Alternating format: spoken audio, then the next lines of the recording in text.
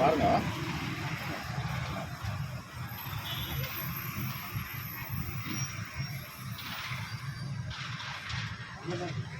கீழே ஒரு பீஸ் வச்சு 2 ಗಂಟೆಗೆ ಅಣ್ಣ. ಅದೇ ಅಲ್ಲಿ ಕಂಪ್ಲೀಟ್ ಆಯ್ತಾನ?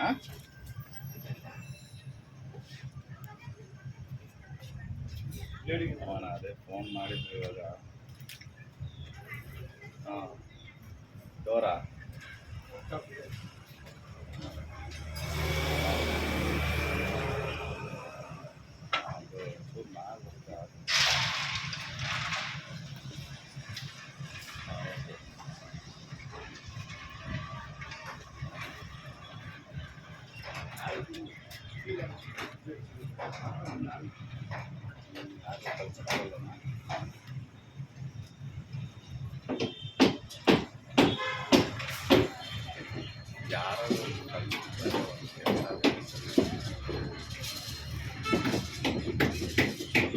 ಏನಿಲ್ಲ, ಅಲ್ಲೇ ಇದ್ರೆ ಸಾಕು. ನಾನು ಕಾಫಿನ ಬೇಕಾದ್ರೆ ಕಳಿಸ್ಕೊಡ್ತೀನಿ.